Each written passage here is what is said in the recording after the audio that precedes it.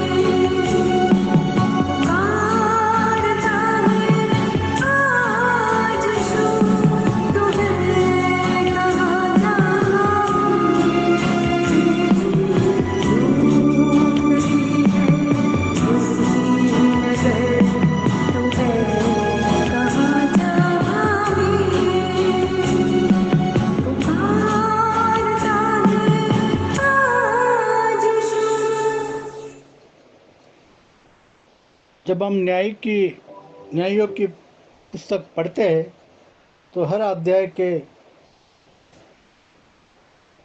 शुरुआत में वहाँ पर लिखा हुआ है कि जब जब इज़राइल ने पाप किया तब तब परमेश्वर ने इज़राइलियों को उनके विरोधियों के हाथ में छोड़ दिया।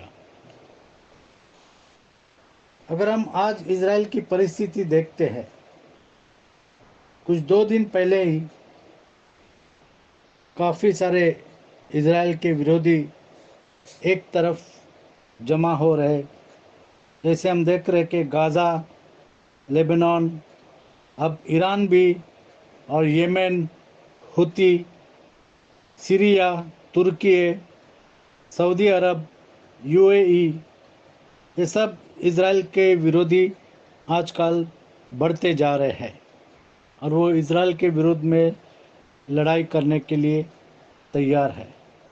लेकिन खुदा प्रभु यीशु मसीह हर प्रतिकूल परिस्थिति में भी हमको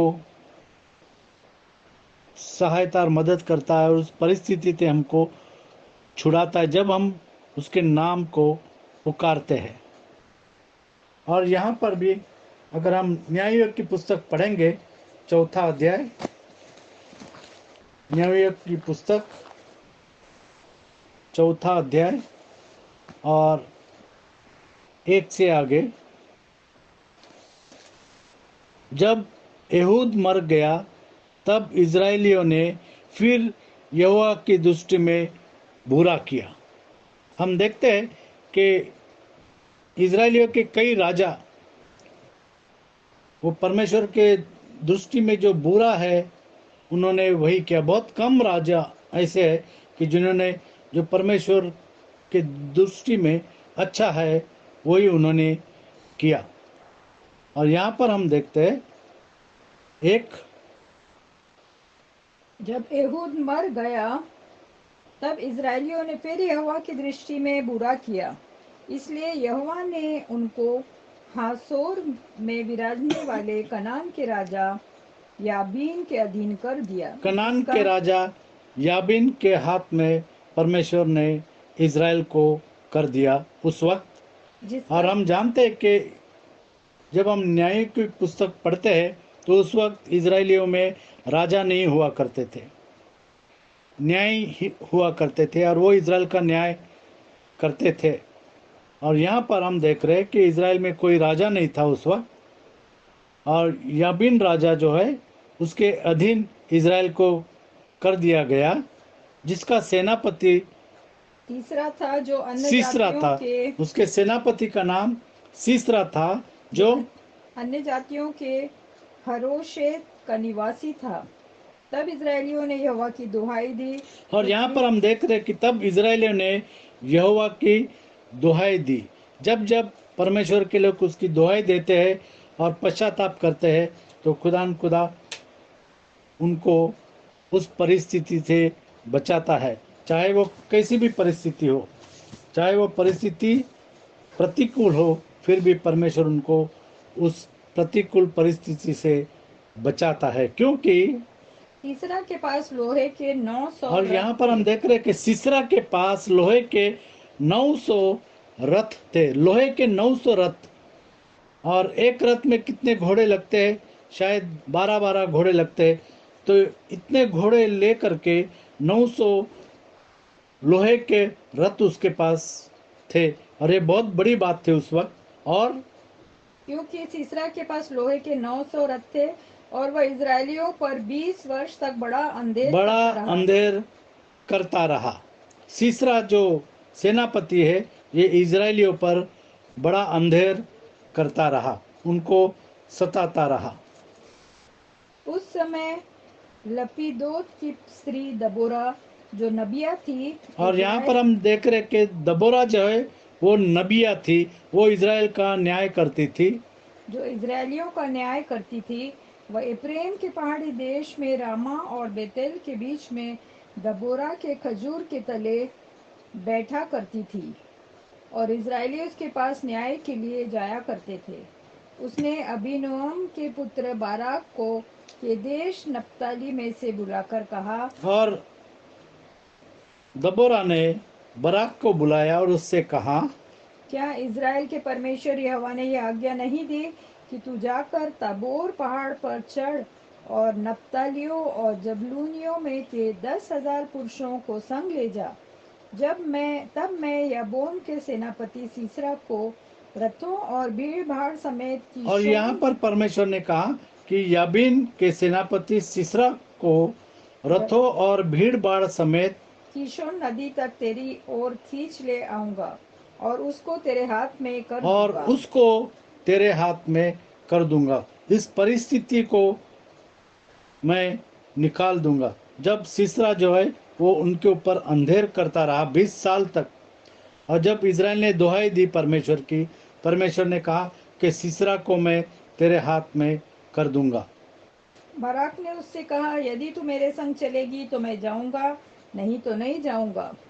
उसने कहा, निसंदेह मैं तेरे संग चलूंगी, तो अभी इस यात्रा से तेरी कुछ बड़ाई न होगी, क्योंकि यहोवा सीसरा को एक स्त्री के अधीन कर क्योंकि देगा। यहोवा सिसरा को एक स्त्री के अधीन कर देगा। तब दबोरा उठकर बराक के साथ केदेश को गई। तब बराक ने जबूलून और नप्ताली के लोगों को केदेश में बुलवा लिया और उनके पीछे 10,000 पुरुष चढ़ गए और दबोरा उसके संग चढ़ गई। हेबेर नामक केनी के ने उन केनियों में से जो मूसा के साले होबाब के वंश के थे, अपने को अलग करके केदेश के पास के सन्नतरीम के बांज वृक्ष तक जाकर अपना डेरा वहीं डाला था।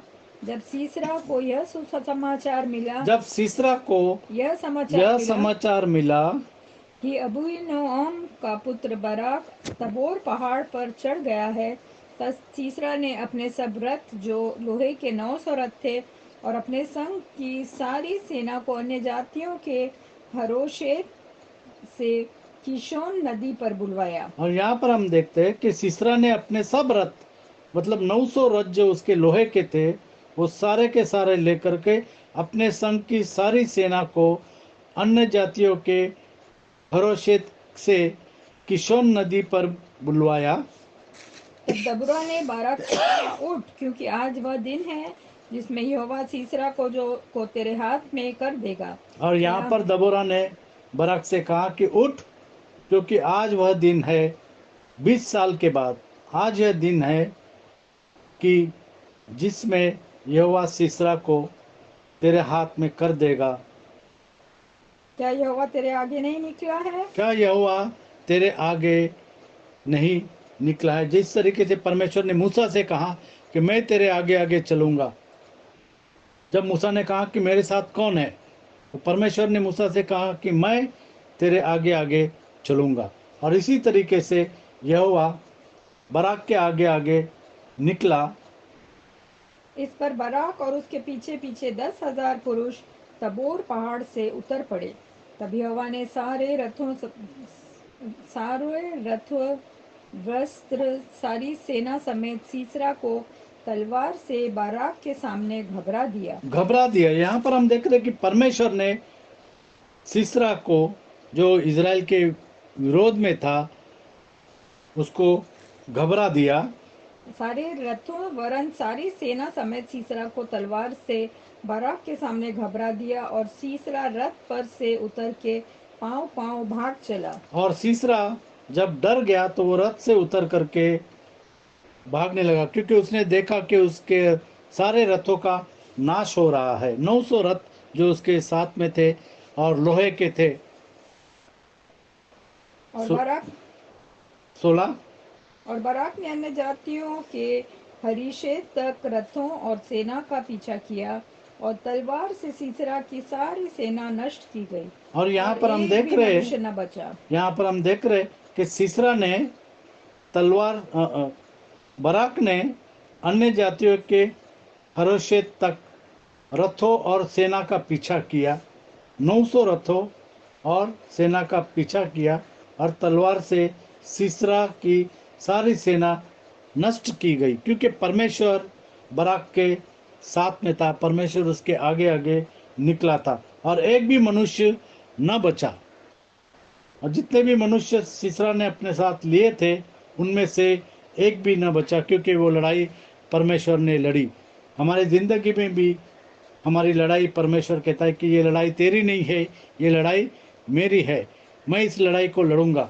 परमेश्वर कहता है कि तेरे मुकदमे को मैं लड़ूंगा।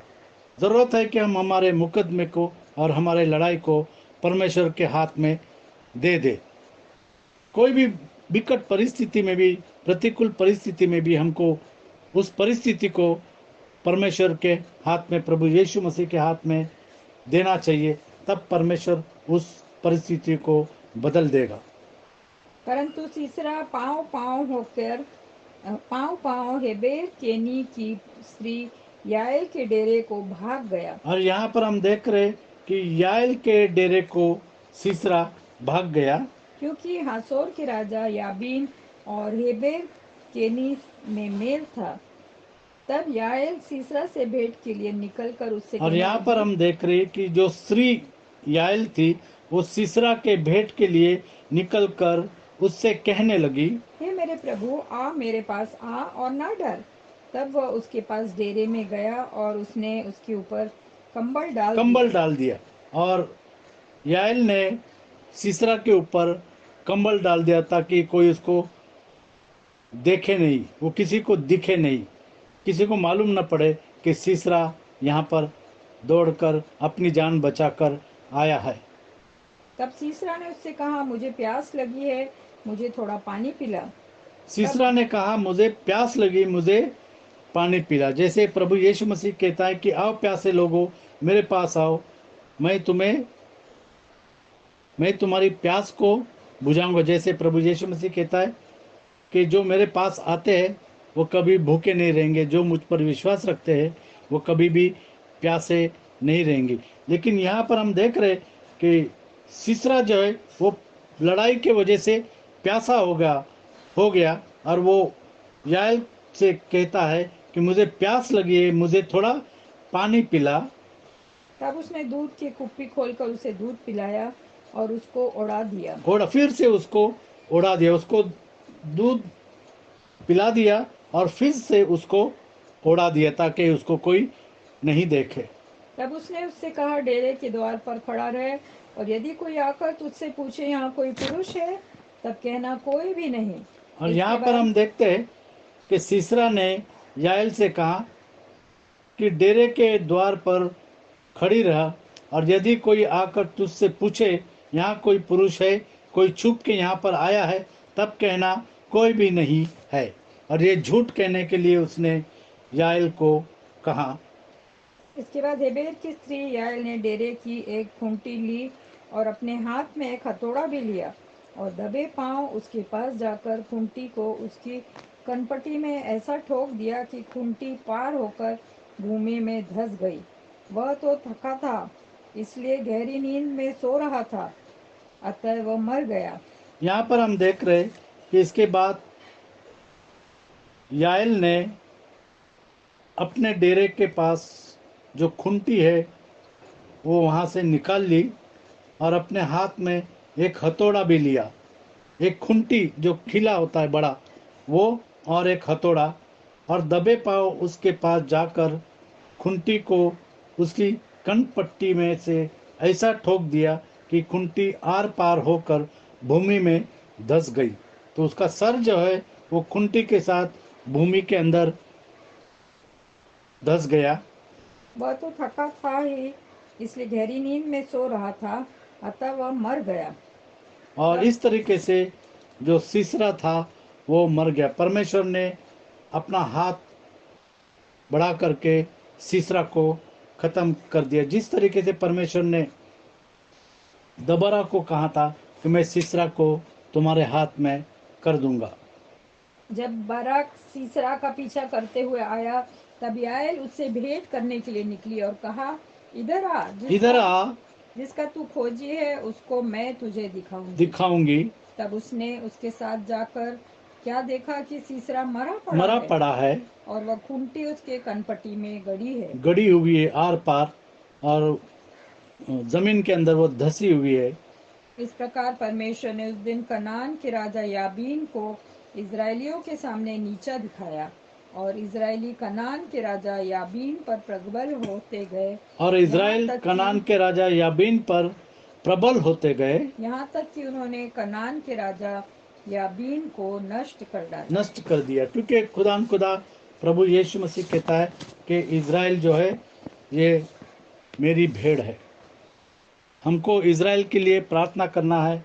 जब हम इज़राइल के लिए प्रार्थना करते हैं तो हम आशीषित होते हैं, क्योंकि खुदा ने कहा कि जो तुझे आशीष देगा उनको मैं आशीष दूंगा, और जो तुझे श्राप देंगे उनको मैं श्राप दूंगा।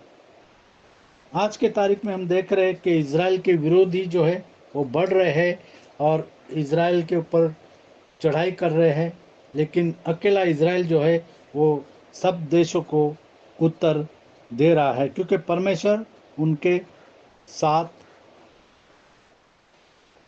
पहले ही से है। और आज तक इज़राइल राज्य बना हुआ है। कई राज्य आए और कई राज्य नष्ट हुए, लेकिन इज़राइल ये राज्य अब तक बना हुआ है और परमेश्वर उनकी सहायता और उनकी मदद करता है। अगर हम पढ़ेंगे भजन संहिता 83 में, भजन संहिता 83 1 से 10।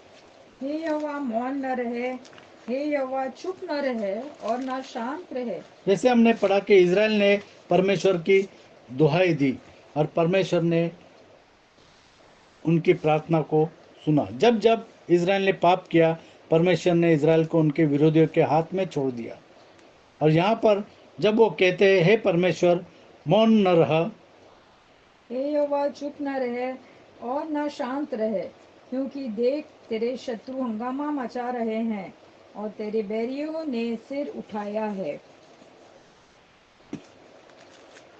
हम आज देख रहे हैं कि इज़राइल के जो विरोधी है, जो हमास, लबनान, ईरान, येमेन, हुती, सीरिया, तुर्की, सऊदी अरब और यूएई, ये सारे इज़राइल के विरोधी जो है वो अपना सर उठा रहे हैं। वे चतुराई से तेरी प्रजा की हानि की सम्मति करते हैं और तेरे रक्षित लोगों के विरुद्ध युक्तियां निकालते हैं। उन्होंने कहा, आओ हम उनका ऐसा नाश करें कि राज्य भी मिट जाए और इज़राइल का नाम इज़राइल के आगे- विरुद्ध वो लड़ाई कर रहे हैं। वो कहते हैं कि हम इज़राइल को मिटा देंगे, जिस तरीके से वचन में लिखा है, और इज़राइल का नाम आगे को स्मरण न रहे। तेरे रक्षित लोगों के विरुद्ध युक्तियां निकालते हैं। इज़राइल की रक्षा खुदा करता है। उन्होंने कहा, आओ हम उनका ऐसा नाश करें कि राज्य भी मिट जाए और इज़राइल का नाम आगे को स्मरण न रहे। उन्होंने एक मन होकर युक्ति निकाली है और वे तेरे ही विरुद्ध वाचा बांधी है। उन्होंने ये तो- तेरे ही विरुद्ध वाचा बांधी है। ये तो एदोम के तंबू वाले और इजरायली, मोआबी और हुगरी और गबाली- उस वक्त के जो इज़राइल के विरोधी थे, उनका नाम यहाँ पर लिखा हुआ। ये तो एदोम के तंबू वाले और इस्माइली, मोआबी और हुगरी, गबाली, अमोनी, अमालेकी और सोर समेत फलिस्ती है। यहाँ पर आज हम देख रहे कि इज़राइल और फलिस्तीनियों में ये लड़ाई अब तक जारी है, लेकिन खुदा इज़राइल की लड़ाई को लड़ता है। इनके संग अशूरी भी मिल गए हैं। जैसे उनमें- हमने देखा कि ईरान भी मिल गया है और येमेन और हुती भी मिल गया है, और तुर्की जो इस लड़ाई में नहीं था वो भी कह रहे कि हम भी तुम्हारे साथ आ रहे हैं। सऊदी अरब जो लड़ाई में नहीं था वो भी कहता है कि हम भी तुम्हारे साथ आ रहे हैं। नए नए इज़राइल के जो विरोधी है वो एक संग आ रहे हैं। इनके संग अशूरी भी मिल गए हैं। उनसे भी लुतवंशियों को सहारा मिला है। 9 इनसे ऐसा कर जैसे मिद्यानियों से और किशोन नाले में। और यहाँ पर हम देख रहे हैं कि जो परमेश्वर ने सीसरा के साथ किया, याबीन राजा जो कनान देश का राजा था और सीसरा जो उसका सेनापति था, जिसके पास 900 लोहे के रथ थे और उसको किस तरीके से परमेश्वर ने खत्म कर दिया, उसका नाश कर दिया और इज़राइल को बचाया। इनसे ऐसा कर जैसा 9 इनसे ऐसा कर जैसा मिद्यानियों से और किशोन नाले में सीसरा और याबीन से किया था। सिसरा और याबीन से परमेश्वर ने जिस तरीके से किया, वैसे ही आज हमारे विरोधियों का तू नाश कर, ऐसी प्रार्थना हम देख रहे इज़राइल करता है, जो इंदौर में नष्ट हुए और भूमि के लिए खाद बन गए। और भूमि के लिए खाद बन गए। जो परमेश्वर से लड़ाई करना चाहता है वो हमेशा नष्ट हो जाते हैं और भूमि के लिए खाद हो जाते हैं। पक्षी उनके मांस को खा लेता है और कुत्ते जो है वो उनके मांस को खा लेते हैं। परमेश्वर जब लड़ाई लड़ता है तो वो नष्ट कर देता है। परमेश्वर के विरोध में कोई भी लड़ाई करने की साहस नहीं कर सकता, क्योंकि हमारा जीवित परमेश्वर है, उसका वचन जीवित है। जब हम प्रतिकूल परिस्थिति में होते हैं और परमेश्वर से पुकारते हैं तो वो हमको छुड़ाने का, उस परिस्थिति से छुड़ाने का सामर्थ्य रखता है। ज़रूरत है कि हम परमेश्वर को पुकारें। जब हम परमेश्वर को पुकारेंगे तो हमारी प्रार्थना को सुनता है और हमको प्रतिकूल परिस्थिति से बचाता है, क्योंकि जो मनुष्य के लिए असंभव है वो परमेश्वर के लिए संभव है। रीना से कहूँगा कि दुआ कर। हालेलुया, धन्यवाद धन्यवाद धन्यवाद प्यारे प्रभु जी, फिर से तेरे सन्मुख आते हैं, तेरा धन्यवाद करते हैं कि तू हमारे साथ रहता है। प्यारे प्रभु जी, जैसे तूने सीसरा को याइल के हाथ से ख़त्म कर दिया, वैसे ही तू हमारे दुश्मनों को बिल्कुल हमारे पैर तले रौंद देता है प्यारे प्रभु जी, क्योंकि तेरा वायदा है कि ये मलयुद्ध तुम्हारा नहीं परंतु मेरा है और मैं तुम्हारे आगे आगे जाकर तुम्हारे शत्रुओं को नाश करूँगा। हाँ प्यारे प्रभु जी, तेरा वायदा जैसे यशाया 54:17 के 17 में किए कि कोई भी हथियार जो तेरे विरुद्ध बने हैं कोई भी काम नहीं आएगी। हम तेरा धन्यवाद करते, तो हमारा जिंदा महान प्रेमी पिता परमेश्वर है, हमको विजय देने वाला परमेश्वर है, तो हमको जय के उत्सव में लिए चलता है। हाँ, और तेरी सारी प्रतिज्ञा हमारे लिए हाँ और आमीन के साथ है। तूने हमारे विरोधी शैतान का सिर क्रूस पर कुचल दिया, वो हमारा हारा हुआ विरोधी है प्यारे प्रभु जी, और तेरा वायदा है कि तुम शैतान का सामना करो तुम्हारे सामने से भाग जाएगा। हाँ प्यारे प्रभु जी, हम तेरा नाम लेकर जब चलते हैं, तूने कहा कुछ भी मेरे नाम से तुम मांगोगे तुम्हारे लिए हो जाएगा, तो हमारे शत्रु पर भी तू हमको विजय देता है। हमारी जो भी परिस्थितियाँ हमारे विरोध में है उनको तू हमारे लिए बनाता है प्यारे प्रभु जी, और हमारे लिए सही करता है और हमें जयवंत से भी बढ़कर करता है, क्योंकि तेरा वायदा है कि सारी प्रतिज्ञाएं हाँ और आमीन के साथ है, और हम यीशु मसीह में जयवंत से भी बढ़कर है। तेरा धन्यवाद करते हैं। हाँ प्यारे प्रभु जी, हमारे सारे भाई बहन जो आज इस वचन को सुन रहे हैं, हर एक को तू आशीषित कर और उन्हें देखिए हम तेरे वचन को केवल सुनने वाले नहीं, उस पर चलने वाले बने और अपने जीवन पूरी रीति से तुझको समर्पित करते हुए तेरे पीछे आत्मा और सच्चाई से चलने वाले बने, क्योंकि तू ऐसे ही भक्तों को ढूंढता है जो और आत्मा सच्चाई से तेरी उपासना करें। हाँ प्यारे प्रभु जी, सारी आशीषों के लिए तेरा धन्यवाद करते हैं। तूने आज तक हमें अपने खून में छुपा कर रखा, हर एक शैतान की ताकत हमले से हमको तूने बचा के रखा और हमें विजय किया। तेरा धन्यवाद करते, सारी आशीषों के लिए धन्यवाद करते, सुंदर वचन के लिए तेरा धन्यवाद करते हुए छोटी सी विनती को यीशु मसीह के महान पराक्रमी विजय देने वाले नाम में मांगती हूँ, सुनो कबूल कर, आमीन। आमीन। जैसे वचन में लिखा है कि इसलिए प्रभु में और उसकी शक्ति के प्रभाव में बलवंत बनो, परमेश्वर के सारे हथियार बांध लो कि तुम शैतान की युक्तियों के सामने खड़े रह सको, क्योंकि हमारा मूलयुद्ध लहू और मांस से नहीं परंतु प्रधानों से और अधिकारियों से और इस संसार के अंधकार के हकीमों से और इस दुष्टता की आत्मिक सेनाओं से है जो आकाश में है। इसलिए परमेश्वर के सारे हथियार बांध लो कि तुम बुरे दिन में उसका सामना कर सको और अब सब कुछ पूरा करके स्थिर रह सको। खुदा आपको आशीषित करे।